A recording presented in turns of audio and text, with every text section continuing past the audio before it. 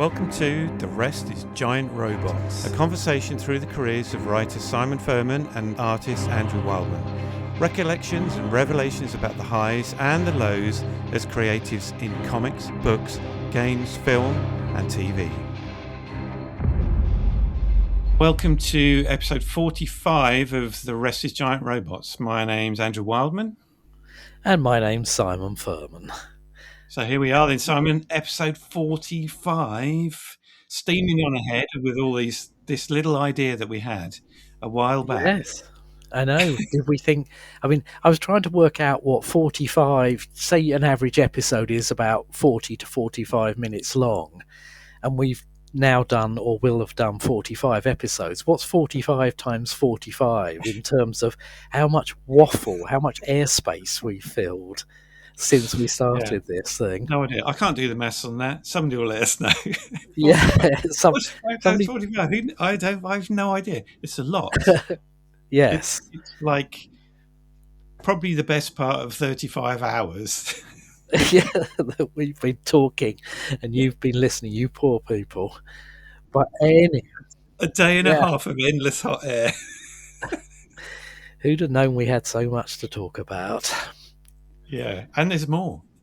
And there's more. Yeah, we're not done by any means. And as we tick towards our 50th episode, we're aiming to have guests or guests plural on the show. So we'll have more about that once we've actually talked to those guests or guests plural and seen if they're up for it.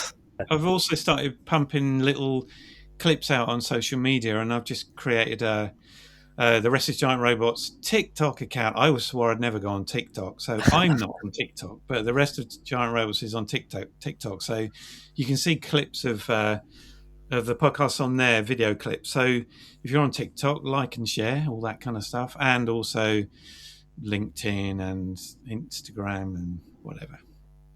Great. So that'd be good, just to get a little bit more out there. So does that mean we're down with the kids now? Down with the kids? Well, I don't think the kids are on Facebook, so No, I'm thinking more about TikTok, you know. Yeah. Well, it does mean that at some point you and I are going to have to do some kind of dance challenge. Yeah, okay. Robot dancing. Anything for a few extra numbers, few extra viewers. That's how we got. Dancing. Yeah. Yes, okay. Well, that's the first clip sorted.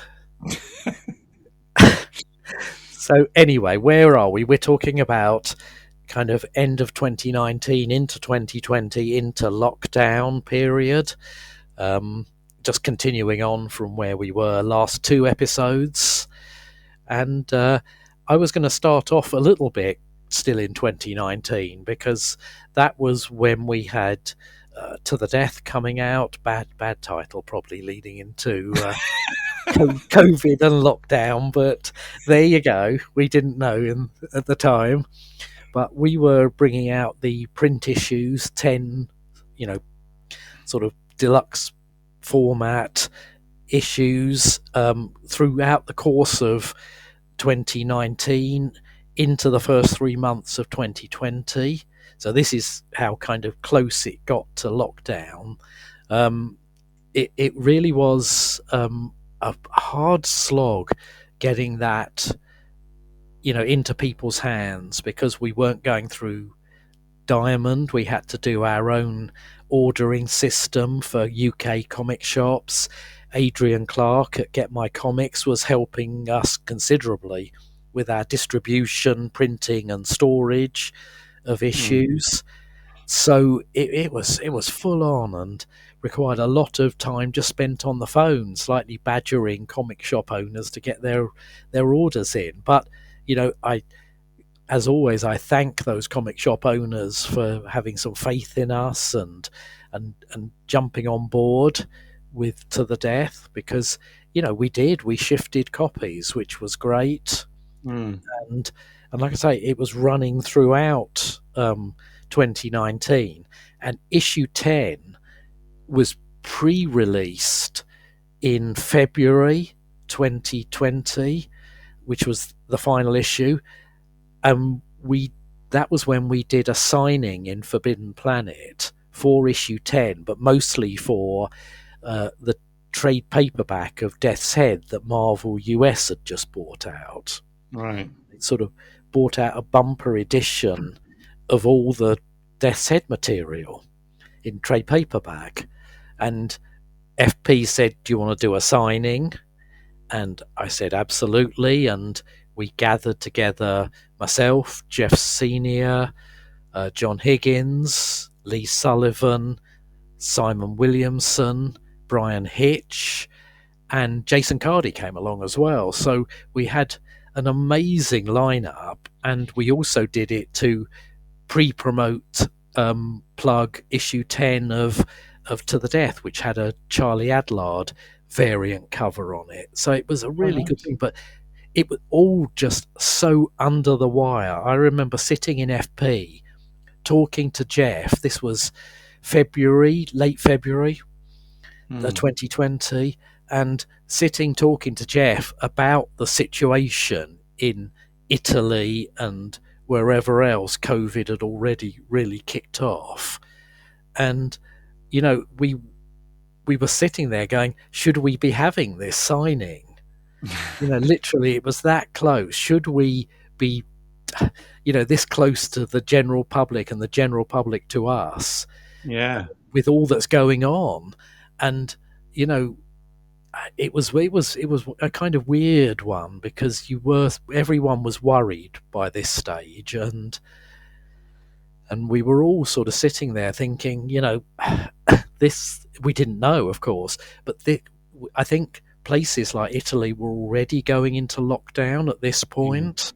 Yeah. So we were aware this was a possibility, and there we were doing a signing in FP Megastore.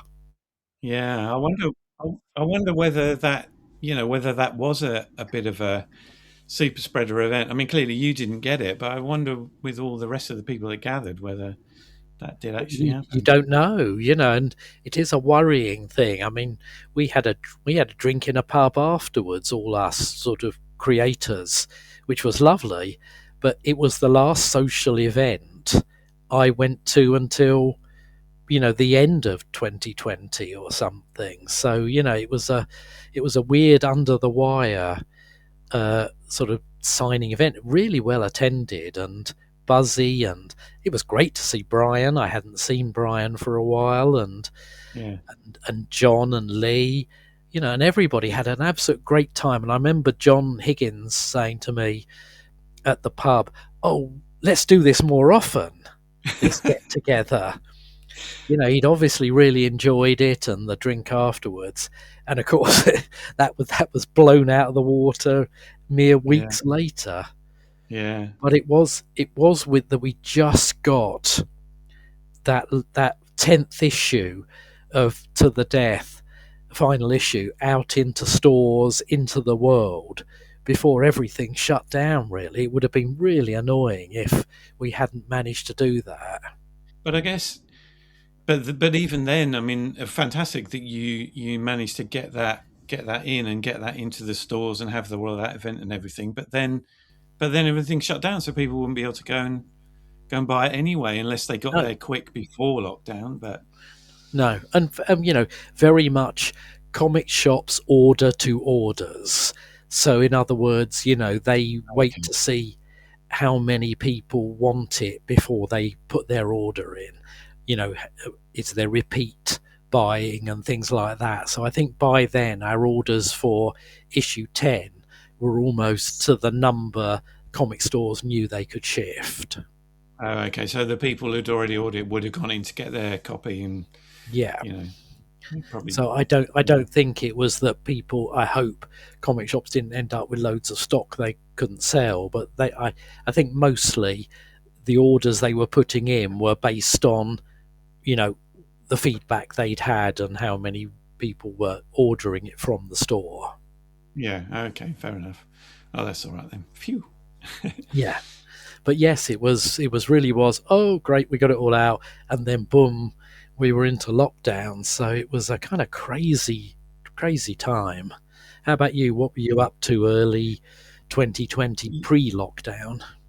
Yeah, well, I wasn't working anywhere in a studio. I was working sort of freelance, so I wasn't going into London or Cardiff or Bristol or where any other production or whatever is. So I wasn't in danger of being part of catching anything. Fortunately, well, I mean, you could anywhere. I mean, Chipping Norton, you could, but I wasn't going into a closed environment like a studio or anything. So I had the studio that I had in town, right in the centre of Chipping Norton at that time, which I'd had for, I don't know how long I'd been in it up until that point, probably maybe 4 years or whatever. And it was the attic above a pub right in the centre of town. I think it was a 4-story building, so there was the pub and restaurant, and then offices, and I was right up in the roof, so it was a proper kind of artist's garret, Yeah. So that was. I mean, I'm not there now. I work from home because we moved house and I'd got space to kind of do that. But at that time, I was in that studio, and then when the whole lockdown thing happened, it's like, well, there's only me working in the studio. So for a while, even though people were supposed to, work from home and all that kind of thing, I still used to go in and walk through Chipping Norton, and it was like, I don't know, Omega Man or something like that. You're just walking through town, deserted town. It's really weird. Turning the lock, but putting my sleeve down onto my hand to open the handle on the outside door just in case. Yeah. And then going in and just sitting in the studio and working on my own during the day, and then out and back home again. But after a while, Leslie said to me, "Why don't you work at home?" We didn't really have that much space, but in the house where we used to live. But in the end, I did. I set up space and then just worked from home. So we were, that was the interesting thing about that whole lockdown period. Strictly speaking, although I wasn't supposed to go into the studio, at least it kind of got you out from one kind of solitary place to another solitary place and back again. But at least you were getting out. But although we had a dog, I can remember walking the dog one day in Chipping Norton, walking down the street we lived in, which is literally just off of the Market Square. And there was a fox walking down the middle of the road. Yeah. There's nothing around. It was just odd. It's like, oh, wow. Hello, Mr. Fox. Yeah. But I was working on, I looked back through my emails and everything, and I was doing a lot of storyboarding work. So comics weren't a thing for me at that point at all. No. I had started Oxygen, but just doing some little hand-drawn panels. But that was, and then I had proper work. So I kind of had to kind of park Oxygen and not really do much with it. But I was working on a number of projects at the beginning of 2020. I was working on, as a storyboard artist, on Dennis and Nasher Unleashed, which is like a CG animated TV show, which was great fun, with Stuart Evans, one of my all-time favourite directors to ever work with. He's just so much fun. And I've worked with him on a few other projects. So that was really good. I was working on a live-action show called Too Close that starred Emily Watson with a director called Bruce Goodison. Eventually it finished up with they changed director, and Susan Tully took it over. Susan Tully, who I worked with on Strike. Susan Tully, who was she was in EastEnders. Yes. Yeah. Someone Fowler. She was one of the Fowlers, wasn't she? Yeah. Michelle. Yes, maybe. I think it was. Yeah. So I met her a few times. So that was really fun to meet somebody seen on TV when she was a lot younger. But she's made a really good career for herself as a director. So I'd worked with her on Strike subsequently after that. But I was working on that, and also I was in, this is an interesting one, I was working with Jamie Payne, who I've just finished working with on the second Luther movie. But But I was working with him on a show called Invasion for Apple, which is still up there, I think. It's like a sci-fi invasion thing. So I was doing storyboarding on that, but also in conversation with him because he was putting together his pitch document to Netflix for the first Luther movie. Okay. So Jamie, Idris Elba, and Neil Cross had all kind of put their heads together and decided that they want to push for a Luther movie. So Jamie was, putting together like a massive kind of pitch deck, and I was helping him with images and with the graphics for that. So that was kind of fun to think now that we've just finished the second movie, so looking back on that. But Invasion was an interesting one because we were storyboarding it. I mean, I had meetings with him just before we were going into lockdown. I had meetings with Jamie, and I think I even had meetings with Jamie at his house, even, when we were all in lockdown. I remember them sending somebody to his house by limousine, sending a doctor from Harley Street to come up to Jamie's house. He lives in Oxfordshire, so that's a bit of a journey, to meet Jamie and me outside where we were both swabbed. Wow. And then said doctor got back in the limousine, black limousine, and then drove back down to London to get all the tests. It's like, well, we're going to carry on working now. It's not like we were going to wait for the results, but it was a directive that they had to swab us because everybody was so kind of tense and neurotic about all of that. So that was when I was doing all the storyboarding for Invasion initially, and then they actually shot it towards the end of lockdown. So the logistics around shooting that show, season 1 of that show, were just crazy. Like different people had to be in bubbles. So actors within certain scenes had to all essentially live in a bubble and be tested. And then there was a group of kids in a scene on a school bus that crashes. So they were all in a bubble. And then different parts of the crew, like sound and camera and whatever, they had to all exist in like separate bubbles. So the logistics of doing all of that were crazy. And from that time, when you look at anything shot for TV at that time, they had to cheat the camera because very often actors couldn't get too close to each other. So they would do like an over-the-shoulder shot, over someone's shoulder onto the other person. And they were standing quite far apart, but they do it on a long lens, which kind of compresses things. Okay. So they look like they were closer together. But kind of, if you know what you're looking for, if you look at any show that was filmed during that time, you'll see all the things that they had to use and how people had to distance. So just odd. The protocols around production then were just crazy. Whereas with storyboarding for production of animation stuff, people could all do it remotely. Yeah, interesting. I mean, it was a crazy time, and I don't remember it really lockdown impacting too much. Obviously there were no conventions, no signings, none of the usual freelance get-togethers that we have in London and so forth.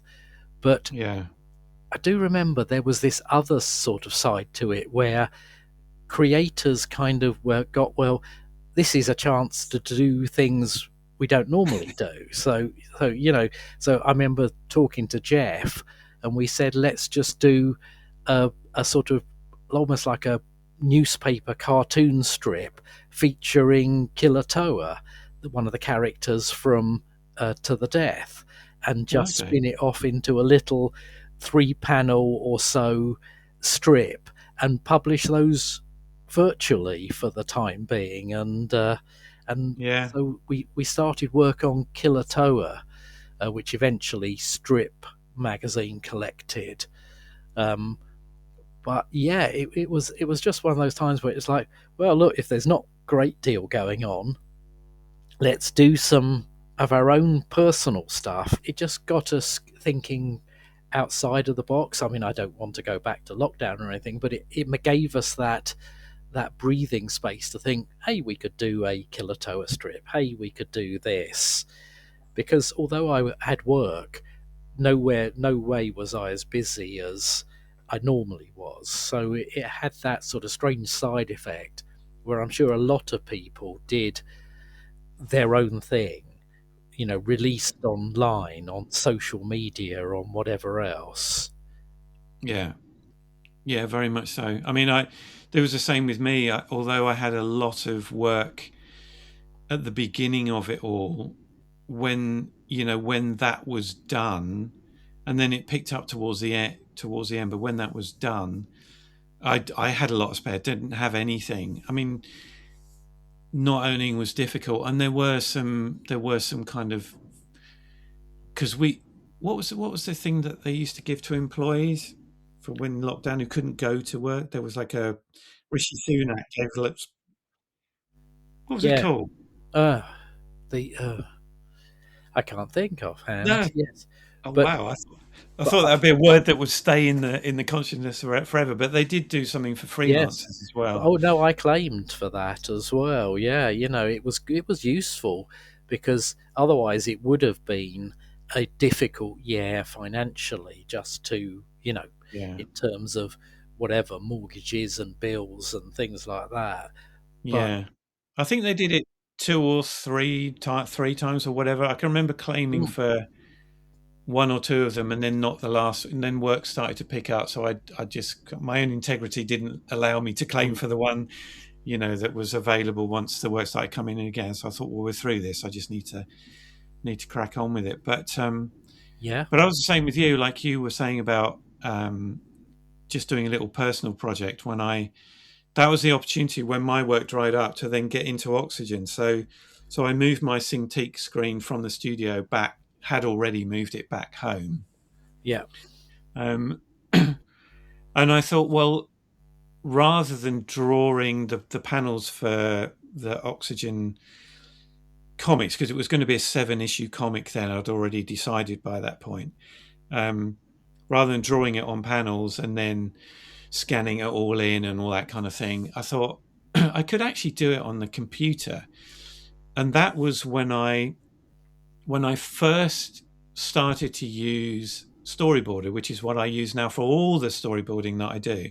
So I was kind of aware of it, and I tried to use it before, but I'd always gone back to Storyboard Pro, which was a package which is quite expensive, but I was really familiar with it. And then on Dennis and Nash Unleashed, I used one called Panel Forge, because that's what Jellyfish, the production company, required us to use, which is an incredible package for storyboarding for CG animation.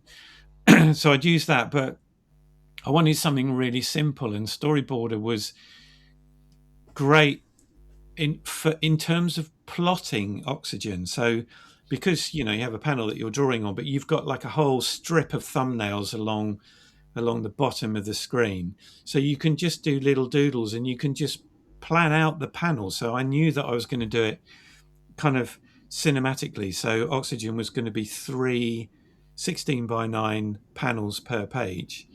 So I had to kind of work out all the action in chunks of 3, and I could see how that was going, and I knew if I had to add another panel just to make sure that we hit the right thing on the page turn, all that kind of stuff. So having a storyboarding package was absolutely such an advantage. So I did it on that, and then sketched it all out, and then transferred the sketches into Photoshop, and then did all the finished drawing and colouring in Photoshop. But initially the colouring was done by JP Bove.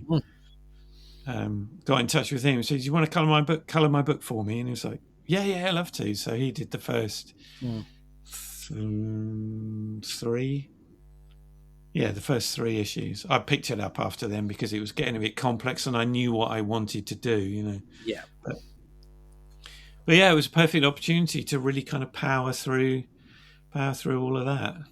Yeah, I mean, it's when Martin Stiff and I started talking about 5 points, because I'd been working with Martin on the Transformers Definitive G1 collection. He was designing the thing, and that came to an end either, I think, just before or around the sort of start of lockdown. Natural. I mean, actually, it was supposed to be an 80-volume series, and they extended it to 100 volumes. So, I mean, it was a massive thing. But that came to the end of its natural life. Yeah.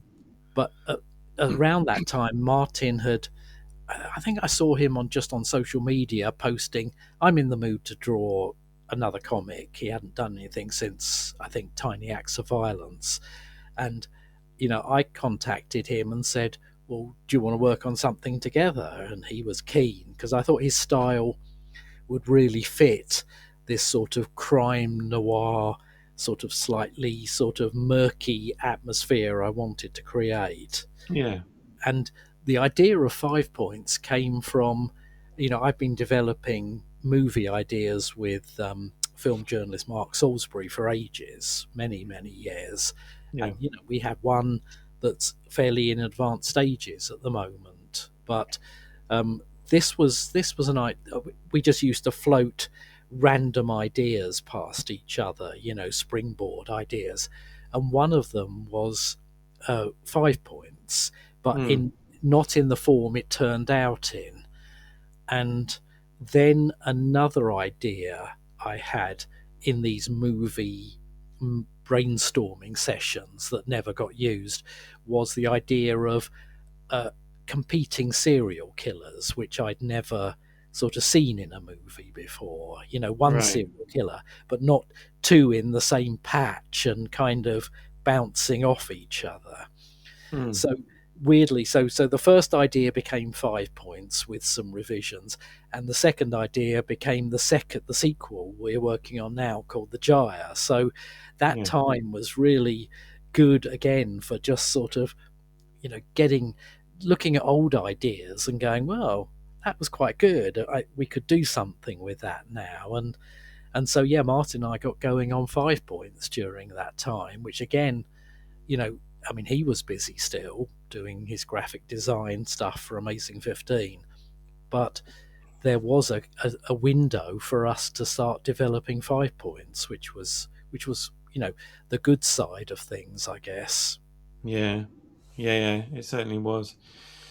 I was just looking at what other stuff I was working in. I don't know exactly when it was in the whole kind of span of COVID, but I also worked on a CG animated show for Netflix called Kitti Katz, which was a slightly troubled production for all sorts of reasons. But I mean, it got made and it got aired and all that kind of thing, and that was kind of fun. It was teen girls that turn into these kind of cat-like superheroes, so that was kind of okay. And that was an opportunity to work with a different director, so that's always good fun. And that was done with Panel Forge as well, this kind of amazing CG package. And then in live action, I did some work with Robbie McKillop, who's a director I've worked with in a lot of things, which was originally called You, and it was the same producer that was on Luther season 5. So the producer and the director I'd both worked with before, so they pulled me in to work on that. And that was, I can remember having a meeting with Derek, who was the producer, when they very first asked me if I was interested in doing it. And that was in London, and that was just before lockdown. And so afterwards, I remember talking on the phone. He was like, "We shook hands, didn't we? Do you think we're all right?" Yeah. But so I did bits and pieces of work on that. But I think it was then retitled, and I think it was called Now We Run. I think it was a Sky show.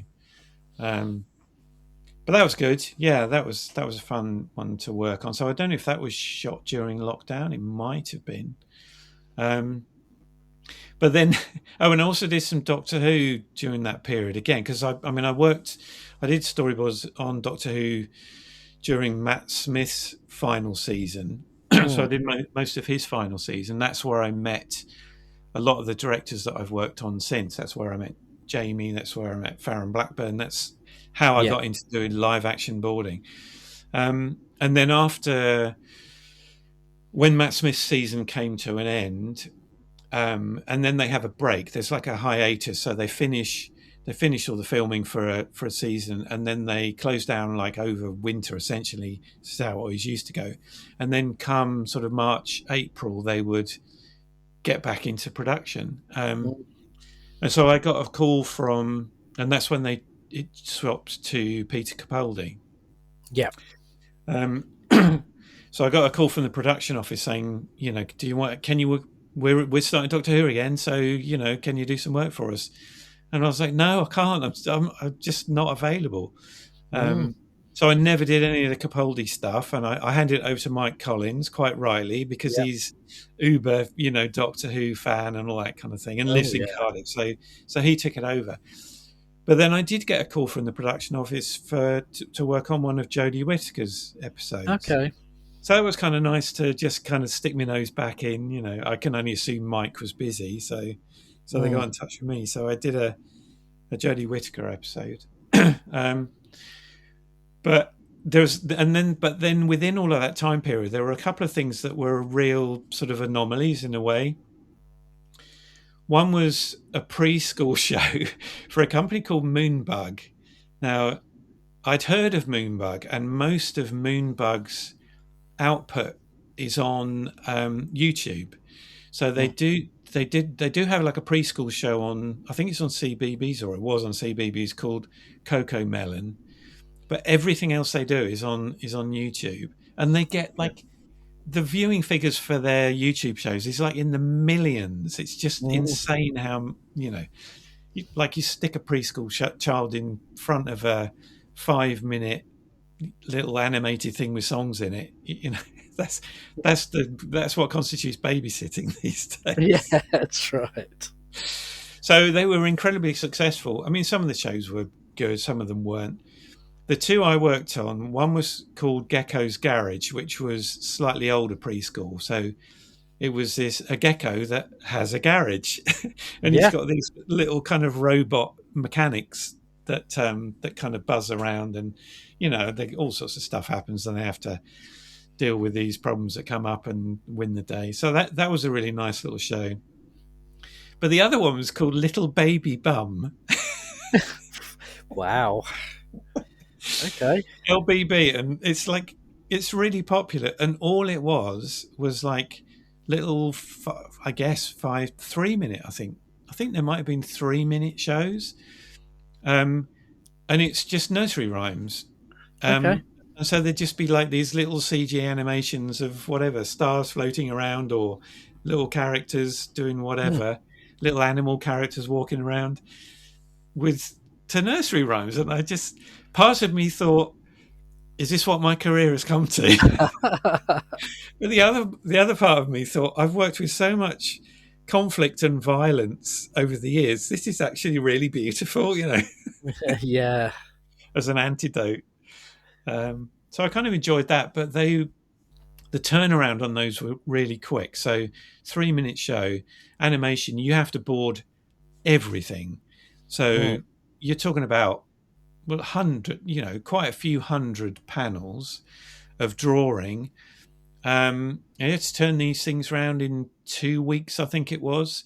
Wow. So not only did you have to draw all of that, but you had to edit an animatic together as well. So you had to take all your drawings, put them on a timeline with the soundtrack that they provided, and then cut it to time as an animatic. And then the animation company would essentially use that as the template for all the finished animation. Wow. So it was a hell of a lot of work. But I really loved doing the animatics. It was the same on Gecko's Garage. I loved doing the animatics. Yeah. And on the Luther movie that we've just finished, the storyboards on that, quite a few of the key scenes, Jamie asked me to do animatics of those. So when the film finally comes out and everybody's, whoever wants to see it has seen it, I might actually be allowed to show the storyboard. So I might show some of the animatics as well. Oh, that'd be fun. Yeah, definite.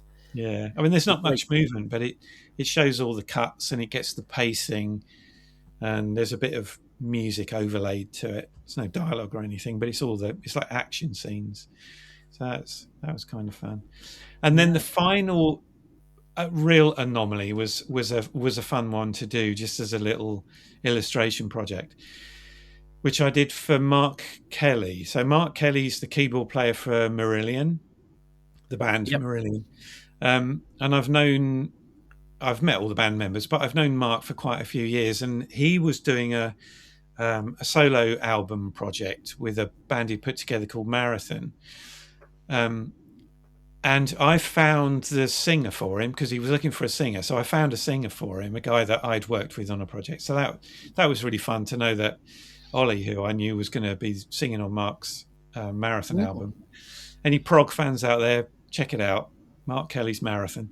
But he was releasing a single, so he asked me to do some artwork for essentially the cover of the single. Nice. Which is just a nice little job. It's like, wow, look at that, So it was an opportunity for me to just draw something kind of that I wanted to do. He'd tell me what the song is about, sent me a copy of it, and then, I just kind of did that. So, yeah, just a little side project. Yeah, I had a couple of other little things kicking around. Titan, good old Titan, came up with Battletoads, which I didn't know what the hell it was. But apparently it was a kind of classic arcade game, and there was a revamped version of the game coming out, and they wanted a comic to go with it. So that was going to be released, and this is very much a lockdown thing, completely online. So that was where that comic appeared as a digital download, not rather than a print thing, although later they collected it. It was a sort of 3-issue thing. But that was fun. Strangely, a real nice light change of pace. Sort of there was conflict in it, but it was all sort of Looney Tunes, slightly, exaggerated style conflict. Yeah. And I really enjoyed it. It was a kind of fun one to do. I did a House of Dolmann strip for Rebellion for their Smash comic special. So that was really nice as well, and that kind of continued on into Leopard from Lime Street, which I'll talk about another time. So yeah, there were things going on. The Transformers 84, the actual 4-issue series, I'd forgotten, was delayed because of impending lockdowns, and the release happened later than it was originally planned. So I think it moved to something like July, August 2020 rather than being January, February it was launching. So so that was sort of happening, even though I'd probably done all the work on it by then. Yeah. But yeah, that was it. There was stuff sort of bubbling under, as you say, whatever that payment was called definitely helped, because I couldn't work out from looking at my workload quite how I'd funded the whole year. But of course there was that freelancers furlough. That's Yay! it. Yes, the furlough payment. That's exactly what it was. One of those words that we'd never ever heard before, and we'll probably never ever hear again. But yes, that was it. And yes, I, like you, I applied for these time staged. My work is way down, which it was, but I did, on top of that, have those bits and pieces that were drifting through, and as we've talked about, our own projects we could advance. Yeah, and I think that was the other thing about, I mean, for us, it was a perfect opportunity. Like I say, production was really hit. Live action production was really hit. So a lot of stuff closed down, all the production studios. So that did leave me high and dry. So yeah, so it was a perfect opportunity to work on personal projects. But that kind of generally happened during lockdown. So many people, had their creativity come out because they were stuck at home. So the amount of creativity that was going on from people who'd probably never done any arts or crafts or whatever seemed to pop up all over the internet. So it was a very a very creative period of time. I don't know how many people ever. I'm sure there must be examples of people who during lockdown saw the opportunity to just kind of express themselves creatively because they were stuck at home, and probably then went on to, make that a revenue stream for which it wasn't a thing for them before anyway. So that was kind of nice.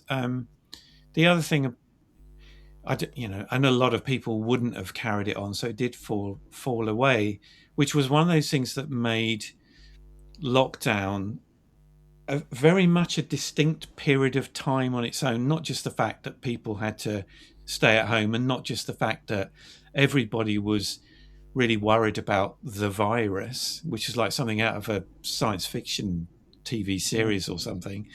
But I think it changed the mindset of people. There was a lot of compassion, I think.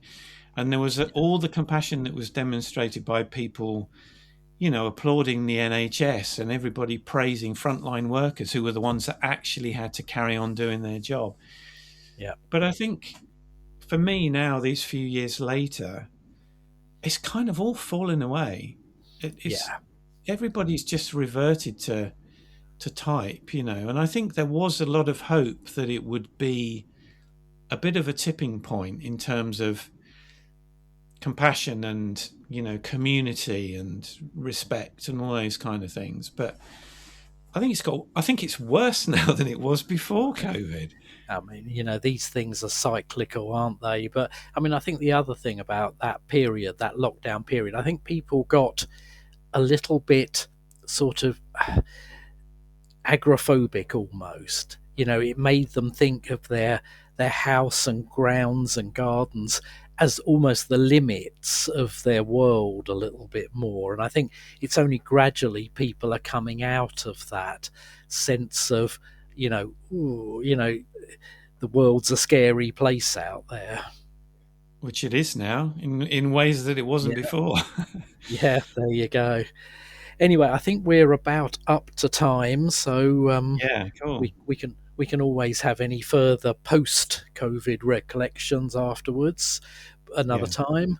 But thank you everyone for listening. It's been an interesting one for us as much as anything, and we finally remembered Furlough.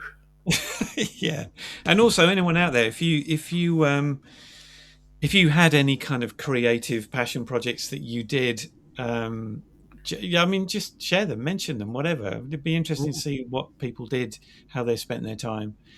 Let's have your lockdown recollections. And we'll fantastic. Have another Q&A thing soon. Yes, definitely. Good. All right, Simon. That was fun as always, and interesting to dig back into what was a very interesting time in our lives. Indeed. Well, thanks everyone for listening, and we'll see you next time. Thank you for listening to The Rest is Giant Robots. If you enjoyed what you heard, please consider subscribing for more and maybe share with like-minded friends. This has been a Wildfur production.